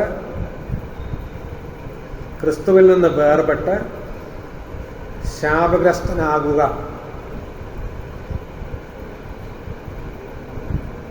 എന്നു പറഞ്ഞാൽ, ക്രിസ്തുവിൽ നിന്ന് വേർപെട്ട് ശാപഗ്രസ്തനാകുക എന്ന് പറഞ്ഞാൽ എന്താണ്? ക്രിസ്തുവിൽ നിന്ന് വേർപെട്ട് ശാപഗ്രസ്തനാകുക എന്ന് പറഞ്ഞാൽ എന്താണ്? മൂന്നാമത്തെ പേജിൻ്റെ അവസാന ഖണ്ഡികയിലുണ്ട്. അല്ല, തുടക്കം പോലെ വായിക്കണം. ഉത്തരം അങ്ങനെ എഴുതും നിങ്ങൾ. അങ്ങനെയാണ് തുടങ്ങണം. ഒരു ചോദ്യത്തിന് ഉത്തരം പറയുമ്പോൾ ആ ചോദ്യത്തിൻ്റെ പകുതി ഉത്തരത്തിൽ വേണം. ക്രിസ്തുവിൽ നിന്ന് വേർപെട്ട് ശാപഗ്രസ്തനാകുക എന്ന് പറഞ്ഞാൽ ക്രിസ്തുവായുള്ള കൂട്ടായ്മയിൽ നിന്ന് നിത്യജീവിക്ക് വിധേയനാകുന്ന എന്നാണ്. അത്രയും വേണം. ഒരു വാചകമേ ഉള്ളൂ, പക്ഷെ അല്പം ദീർഘമാണ്. അത്രയേ ഉള്ളൂ. അതാണ് മൂന്നാമത്തെ ക്വസ്റ്റ്യൻ. അടുത്ത ചോദ്യം നാലാമത്തെ പേജിൽ നിന്നാണ്. എന്ത് വാഗ്ദാനങ്ങളാണ് ദൈവം ഇസ്രായേലിന് നൽകിയത്? അത് നാലാമത്തെ പേജിൽ ആറാമത്തേതായിട്ടുണ്ട്. വാഗ്ദാനങ്ങൾ. ഇപ്പോൾ ഉത്തരം എഴുതുമ്പോൾ അവർക്ക് മശിഹായിൽ കൂടിയുള്ള വീണ്ടെടുപ്പിൻ്റെ വാഗ്ദാനങ്ങൾ നൽകി. അതാണ് ഉത്തരം. അവർക്ക് മശിഹായിൽ കൂടിയുള്ള വീണ്ടെടുപ്പിൻ്റെ വാഗ്ദാനങ്ങൾ നൽകി. കോപപാത്രങ്ങൾ, അഞ്ചാമത്തേത്. കോപപാത്രങ്ങൾ എന്ന് പറയുന്നത് ആരെക്കുറിച്ചാണ്? കോപപാത്രങ്ങൾ എന്ന് പറയുന്നത് ആരെക്കുറിച്ചാണ്? അവർ വ്യക്തമായിട്ട് എഴുതിയിട്ടുണ്ട്. ദൈവത്തെ എതിർക്കുന്നവരും ന്യായവിധിക്കായി ഒരുങ്ങിയിരിക്കുന്നവരും. ആറാമത്തേത്, കരുണയുടെ പാത്രങ്ങൾ ആരാണ്? കരുണയുടെ പാത്രങ്ങൾ ആരാണ്? അടുത്ത ചോദ്യം. അവിടെ നിങ്ങൾ ഉത്തരം എഴുതുമ്പോൾ അവിടെ അവൻ്റെ എന്നുള്ളത് ദൈവത്തിൻ്റെ എന്നാക്കി എഴുതിക്കണം. ദൈവത്തിൻ്റെ വിളിക്ക് അല്ലെങ്കിൽ മനസ്സിലാക്കുക ആരാണ്? ഉത്തരം എഴുതാൻ പ്രവർത്തനമുണ്ട്. ദൈവത്തിൻ്റെ വിളിക്ക് മറുപടി നൽകുകയും മഹത്വത്തിനായി ഒരുങ്ങുകയും ചെയ്യുന്നവരാണ് കരുണയുടെ പാത്രങ്ങൾ. അങ്ങനെ അതൊന്ന് മോഡിഫൈ ചെയ്യുക. അവൻ്റെ എന്നുള്ളത് മാറ്റി ദൈവത്തിൻ്റെ എന്നാകണം. ദൈവത്തിൻ്റെ വിളിക്ക് മറുപടി നൽകുകയും. അടുത്ത ചോദ്യം, ഒരു ചോദ്യം കൂടെ. ക്രിസ്തു ഇസ്രായേലിന് ഒരു ഇടർച്ചക്കല്ലായി മാറിയത് എങ്ങനെ? അത് ഏഴാമത്തെ പേജിലെ അവസാനത്തെ ഒരു വാചകം എഴുതിയാലും മതി. ഇസ്രായേൽ വിശ്വസിക്കാൻ വിസമ്മതിച്ചതിനാൽ ക്രിസ്തു അവർക്ക് ഒരു ഇടർച്ചക്കല്ലായി മാറി. ഒരു ചോദ്യം കൂടെ എട്ടാമത്തെ പേജിൽ നിന്നാണ്. അതാ ചോദ്യം അവിടെ തന്നെ ഉണ്ട്. ഒന്നാമത്തെ ചോദ്യം, ഇസ്രായേലിന് വേണ്ടിയുള്ള പൗലോസിന്റെ ഹൃദയത്തിന്റെ ആഗ്രഹവും പ്രാർത്ഥനയും എന്തായിരുന്നു? ആ ചോദ്യം അവിടെ തന്നെ ഉണ്ട്. ആ ഉത്തരം എഴുതുമ്പോൾ അതിന്റെ ആദ്യത്തെ ഒരു വാചകം മാത്രം എഴുതിയാൽ മതി. നോട്ട്സിലുണ്ട്. ചോദ്യമുണ്ട്, ഉത്തരവുണ്ട്. ഉത്തരം എഴുതുമ്പോൾ പക്ഷേ മൊത്തം എഴുതണ്ട, ഒരു വാചകം മാത്രം എഴുതുക. ഇസ്രായേലിന് വേണ്ടിയുള്ള പൗലോസിന്റെ ഹൃദയത്തിന്റെ ആഗ്രഹവും പ്രാർത്ഥനയും അവർ രക്ഷിക്കപ്പെടണമെന്നതായിരുന്നു. അത്ര എഴുതിയാൽ മതി, ഒറ്റ വാചകം. സമയം തീർന്നു. ആരെങ്കിലും ഒരു സഹോദരൻ ഒന്ന് പ്രാർത്ഥിച്ച് അവസാനിപ്പിക്കാം.